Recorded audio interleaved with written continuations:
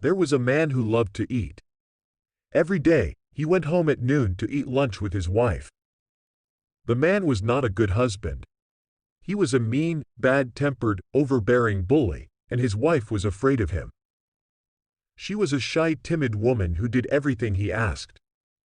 If she didn't, he would often beat her. One day, on his way home for lunch, the man stopped at the butcher shop and bought a pound of liver. He gave it to his wife and told her to cook it for dinner that night. His wife had prepared pasta for lunch, so he sat down to eat. While the man ate his lunch, his wife told him that a rich old woman in town had died and her body had been brought to the church next door. The man was not interested in what she had to say.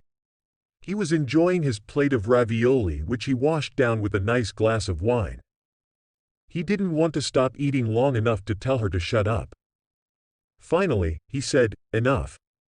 I've got to go back to work." That evening, the wife began preparing the dinner. She seasoned the liver and cooked it slowly in a pot with vegetables and broth.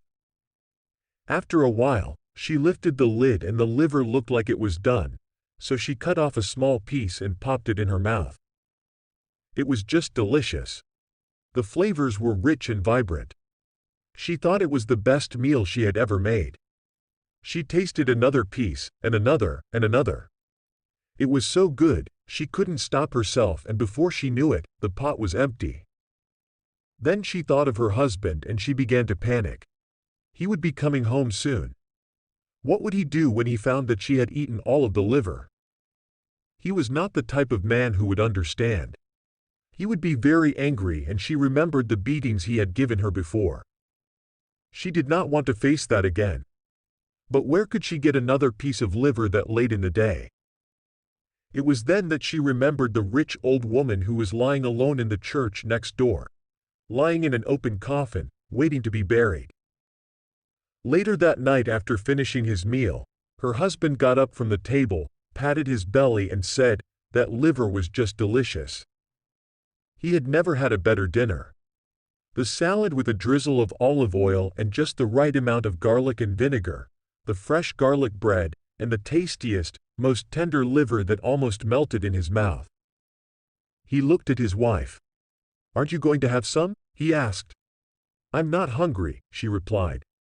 "You finish it." That night, they went to bed. The man had fallen asleep, but his wife was lying in the darkness, unable to close her eyes. All she could think about was what she had done. Just then, she thought she heard a voice in the distance. "My liver," it said. "Who has my liver?" It sounded like the voice of an old woman. Gradually, it came closer. "I want my liver," it said. "Who has my liver?" The wife listened. Was it just her imagination?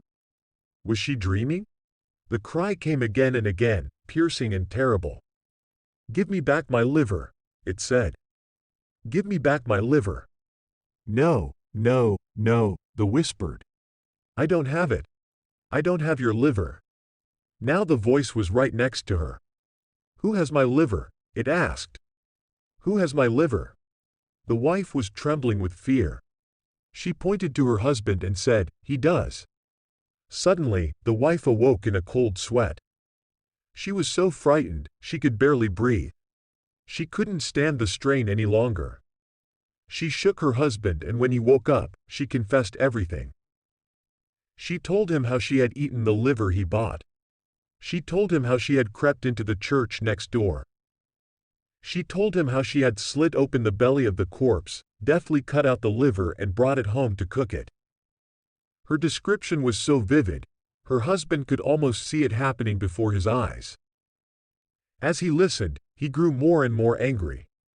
Then she told him about the ghostly voice she had heard, and he grew more and more fearful. The man was terrified of ghosts. "I'm the one who ate the liver," he said.